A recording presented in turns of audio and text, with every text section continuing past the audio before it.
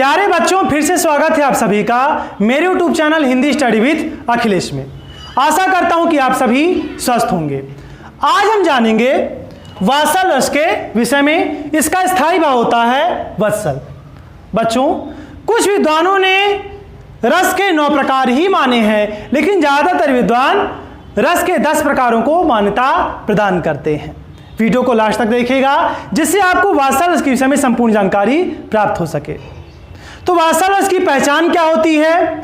जहां शिशु के प्रति प्रेम, दुलार आदि का प्रमुखता से वर्णन किया जाए वहां वात्सल रस होता है। या आप ये भी कह सकते हैं कि जहां पिता पुत्र पुत्री, माता पुत्र पुत्री, गुरु शिष्य, भाई बहन के बीच जो प्रेम है, जो स्नेह है, उसका उल्लेख किया जाए वहां वात्सल रस होता है। इसकी व्याकरण सम्मत परिभाषा क्या होगी?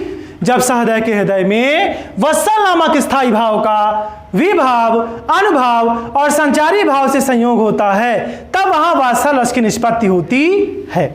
आइए हम वात्सल रस के सम्राट कहे जाने वाले सूरदास जी की कुछ रचनाओं के द्वारा वात्सल रस को समझने का प्रयास करते हैं। इसका पहला उदाहरण देखते हैं। बालक कृष्ण अपनी माता से प्रश्न करते हैं कि मैया कबही बढ़ेगी चोटी, कितनी बार मुहि दूध पियत भई, यह जहूं है छोटी। तू जो कहती बल की बेनी, जो भय है लांबी मोटी, काढ़त गुहत नहावत ओछत, नागिन सी भुई लोटी, काचो दूध पियावत पच पची, देत न माखन रोटी। बालक कृष्ण माता यशोदा से कहते हैं कि मैया, मेरी ये चोटी कब बढ़ेगी? तू मुझे कब से दूध पिला रही है, लेकिन यह आज भी छोटी की छोटी ही है।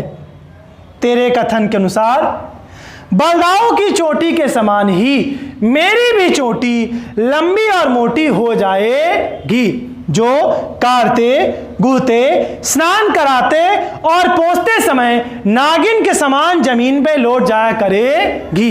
लेकिन ऐसा नहीं हुआ। अब अपने मुख्य बिंदु पर आते हैं। कहते हैं कि मैया, तू मुझे कच्चा दूध तो खूब पिलाती है, लेकिन माखन रोटी खाने को नहीं देती। यहां आप देख सकते हैं कि किस प्रकार माता और पुत्र के बीच जो वात्सल्य का भाव है, जो स्नेह का भाव है, उसे प्रस्तुत करने का प्रयास किया जा रहा है, जिससे स्पष्ट होता है कि इस रचना में कौन सा रस होगा? वात्सल रस। आइए बच्चों, एक और उदाहरण के द्वारा हम वात्सल रस को समझने का प्रयास करते हैं।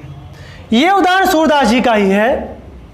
सूरदास जी लिखते हैं कि मैया मैं तो चंद खिलौना लय हूं, जय हों लोट धरन पर बही, तेरी गोद नाई हों, सुरभि कौ पै पान न करी हों, बैनी सिर न गुहाई हों, वह हों पूत नंद बाबा को, तेरो सुतना कहे हों। बालक कृष्ण माता यशोदा से कहते हैं कि मैया मैं तो चंद खिलौना लय हूं, मैया मैं तो चंद्रमा को ही खिलौने के रूप में लूंगा, और यदि आपने नहीं दिया तो जय हो लोट धरन पर बही, तेरी गोद नहीं हो। यदि आपने नहीं दिया तो मैं अभी धरती पर लौट जाऊंगा और तेरी गोद में नहीं आऊंगा। सुरभि कौ पै पान न करी हो, बैनी सिर न गुहाई हो। और क्या कहते हैं अपनी बात मनवाने के लिए कि मैं गाय का दूध भी नहीं पीऊंगा और अपने सिर पर चोटी भी नहीं गुथाऊंगा, वह हो पूत नंद बाबा को, तेरो सुत न कहाई हो। मैं सिर्फ नंद बाबा का पुत्र कहलाऊंगा, तेरा पुत्र नहीं कहलाऊंगा। बालक कृष्ण माता यशोदा से कहते हैं कि मैया मैं चंद्रमा को खिलौने के रूप में लूंगा, और यदि आपने नहीं दिया तो मैं अभी धरती पर लौट जाऊंगा और तेरी गोद में भी नहीं आऊंगा। मैं सुरभि गाय का दूध भी नहीं पीऊंगा और सिर पर चोटी भी नहीं गुथाऊंगा। मैं सिर्फ नंद बाबा का पुत्र कहलाऊंगा, तेरा पुत्र नहीं कहलाऊंगा। तो यहां आप देख सकते हैं कि किस प्रकार बालक कृष्ण और माता यशोदा के बीच जो स्नेह का भाव है, जो वात्सल्य का भाव है, उसे सूरदास जी ने प्रस्तुत करने का प्रयास किया है, जिससे स्पष्ट होता है कि इस रचना में कौन सा रस होगा? वात्सल रस। बच्चों, आशा करता हूं कि आप सभी को वात्सल रस के विषय में संपूर्ण जानकारी प्राप्त हो गई होगी।